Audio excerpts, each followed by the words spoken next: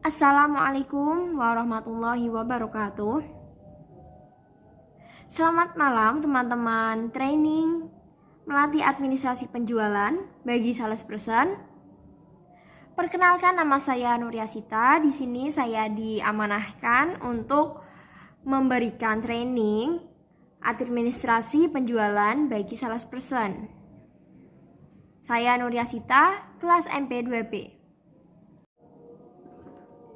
Baik, di sini saya akan menjelaskan tentang pertama, yaitu perkenalkan dulu, ini melatih administrasi penjualan bagi salesperson oleh Nuryasita, kelas MP2B. Slide berikutnya yaitu berisi tentang apa itu administrasi. Administrasi penjualan sendiri memainkan peran administrasi utama dalam mendukung tim penjualan dan memberikan hubungan penting antara wiraniaga dan klien. Jadi teman-teman, administrasi itu sangat penting bagi semua bagian. Lalu administrator, pendukung penjualan, memberikan dukungan penting bagi tim penjualan perusahaan. Administrator, pendukung penjualan yang efisien, memberikan kontribusi terhadap pelayanan pelanggan berkualitas dan membantu tim penjualan memenuhi targetnya. Next. Berikut ini merupakan tugas dari administrasi sendiri. Pertama yaitu admin penjualan harus mampu menangani permintaan pelanggan. Karena seperti yang kita ketahui, pelanggan itu kan banyak ya. Jadi permintaannya pun masih banyak dan beragam. Jadi kita harus mampu menangani permintaan pelanggan tersebut. Kemudian kedua yaitu mampu mempertahankan hubungan baik dengan para pelanggan. Di sini kita sebagai delegasi, sebagai perwakilan pelanggan, kita sebagai muka perusahaan. Dan sebaiknya sebagai muka perusahaan kita harus membuat hubungan yang baik dengan pelanggan. Jika kita mempunyai hubungan yang baik dengan pelanggan, itu akan memberikan keuntungan buat kita. Bisa saja pelanggan itu akan loyal dengan perusahaan kita, dengan produk kita.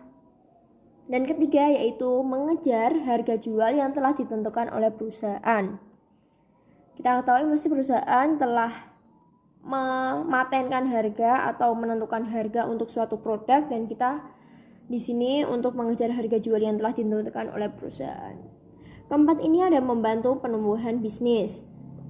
Ya, seperti itulah. Kemudian cepat dalam menjawab permintaan pelanggan via telepon. Kan seperti yang telah saya bicarakan tadi, permintaan pelanggan itu beragam, pelanggannya juga banyak, sehingga permintaannya pun beragam. Dan dalam via telepon ini kita diharuskan untuk cepat dan tanggap untuk melayani mereka. Lalu mewakili tim penjualan ketika mereka sedang berada di lapangan. Sebagai salesperson, kita ini kan yang langsung terjun ke pelanggan, langsung terjun ke lapangan. Ya, seperti itulah. Kemudian, membuat jadwal pertemuan dengan tim penjualan. Lalu, terakhir ini membuat informasi presentasi terkait produk yang dibutuhkan pada saat pertemuan dengan penjualan. Seperti itu merupakan tugas dari administrasi. Selanjutnya ini tentang kewajiban administrasi sales. Pertama ini ada menagih pembayaran dari customer yang sudah lewat masa tempo. Kewajiban ini merupakan tugas kita yang wajib, yaitu menagih pembayaran dari customer yang sudah lewat masa temponya.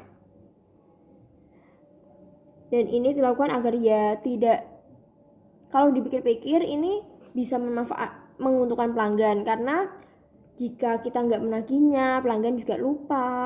Nanti ditakutkannya malah di akhir-akhir bulan nanti menumpuk, nanti malah kasihan sama pelanggannya. Juga enak di kita kalau setiap bulannya mereka bayar terus, pendapatan kita stabil, tidak ada yang nunggak-nunggak.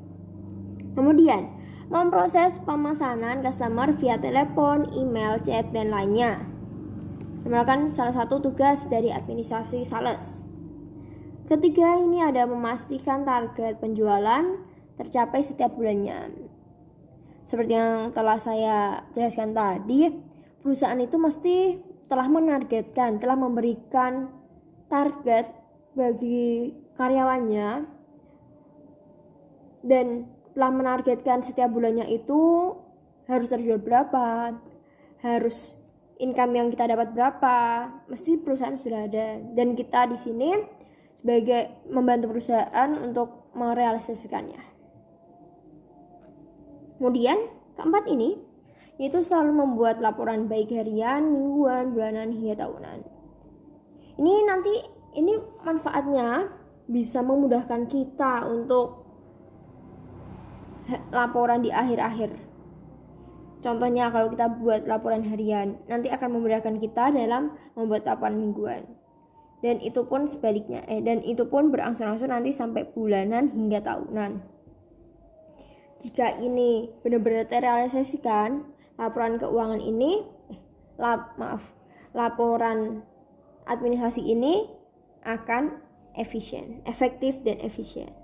Kelima yaitu mampu memperbarui catatan penjualan.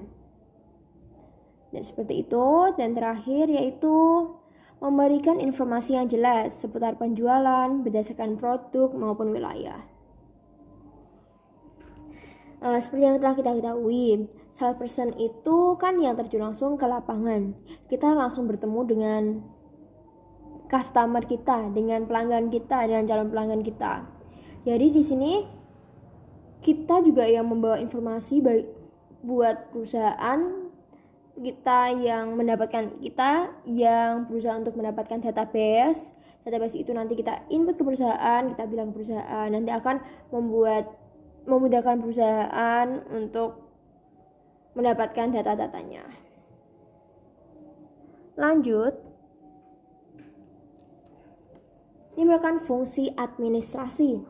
Fungsi pertama yaitu perencanaan, yang berisi suatu penyusunan perencanaan, memerlukan pengumpulan data, pengolahan data, dan penyusunan perencanaan.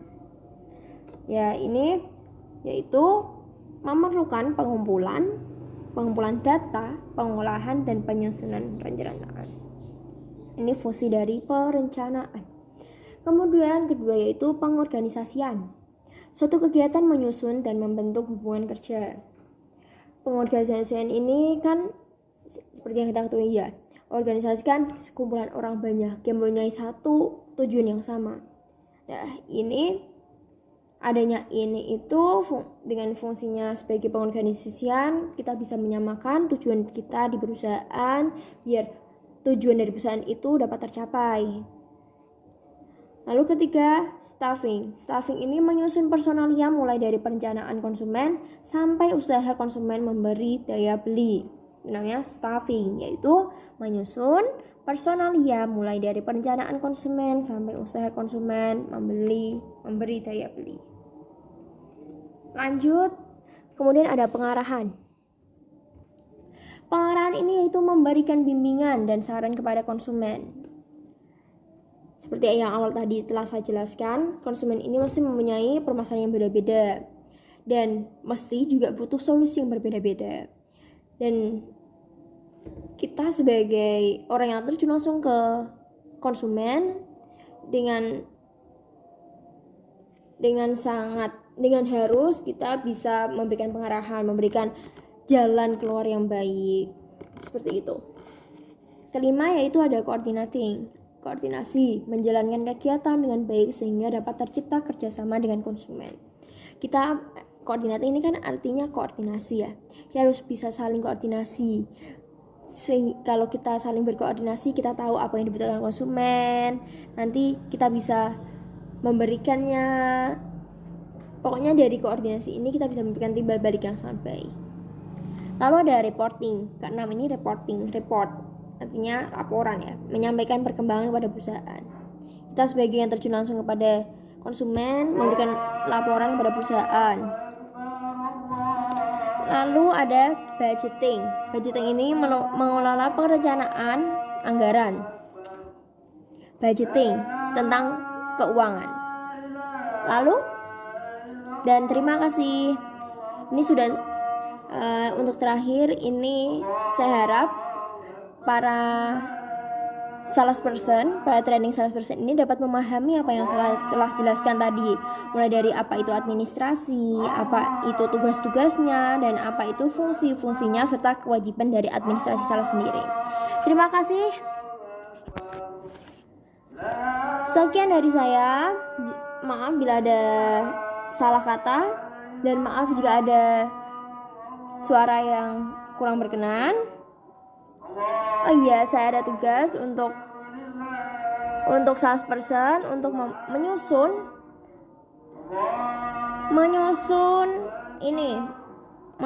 kerangka,